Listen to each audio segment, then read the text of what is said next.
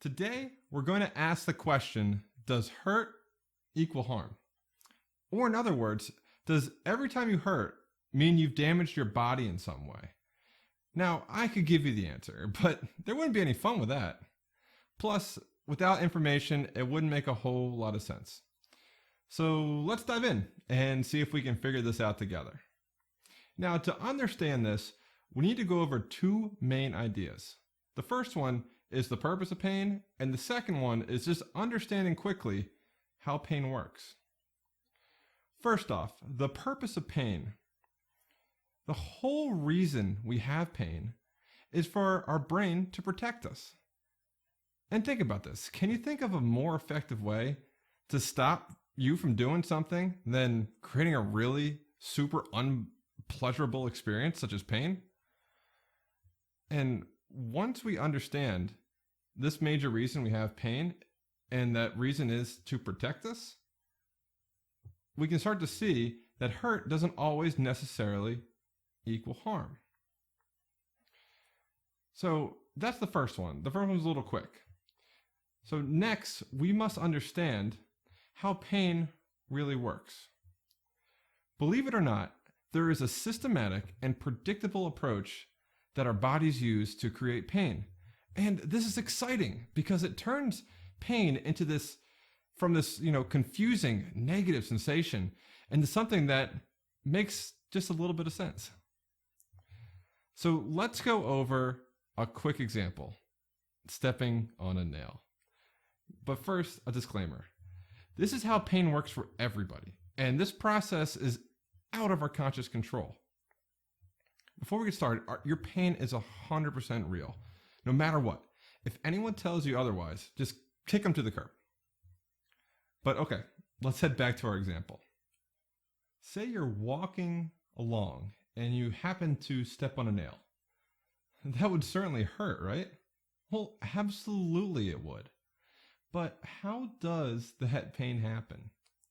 Well, when the nail enters your foot, it activates these little receptors in your foot that puts together a message that says, hey, there's something going on in the foot.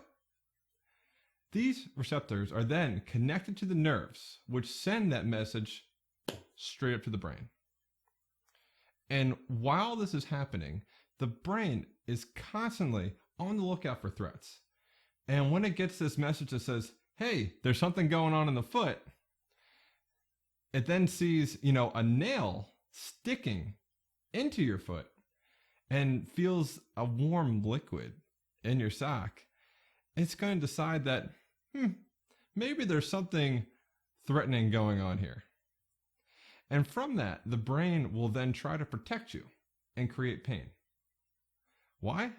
Well, because it wants to make sure you get it checked out. It wants to make sure there's no harmful bacteria that, snuck its way in, and also wants to make sure that everything heals properly. And as we know over time, when we have an injury like this, the pain slowly dies down and we heal. Now, one of the main differences with chronic pain is that there isn't any nail. There's no nail. So what's going on here? And we must remember back in the example when I said the nerve sent that signal up the nerve into the brain. Well, with chronic pain, these nerves get a little sensitive. And when they get a little sensitive, it makes them send more of these danger signals up to the brain. Or in other words, it's going to take less stimulus to send more signals. So, for example, instead of that nail, maybe just stepping on a rock or even the feeling of your shoe on your foot can be enough to send those danger signals up to the brain, making the brain want to protect you. The other difference with chronic pain is that the longer you experience the pain, the easier it becomes for your body to create it. You can almost think of chronic pain as a skill. Well, a skill you don't want to have, but a skill nonetheless. After a while, your brain gets so good at making pain that it will trigger with less and less stimulus. The other major difference with chronic pain is that chronic pain is often accompanied by some form of either stress, anxiety, or depression. And remember when I said the brain is constantly scanning our environment to check to see if there are any threats? Well, one of these inputs it takes into consideration is our emotional state. If we're super stressed out or in a depressive episode, that will influence our pain.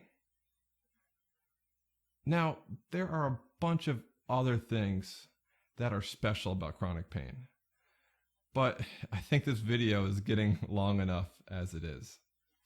So let me re-ask the question. Does hurt equal harm? And the answer is no. It's just the way our brains try to protect us. And for chronic pain, it's mostly the result of an extra sensitive nervous system. So in closure, I'll leave you with a parting question. What do you think is causing your pain? Let us know. But that's all for now. Until next time.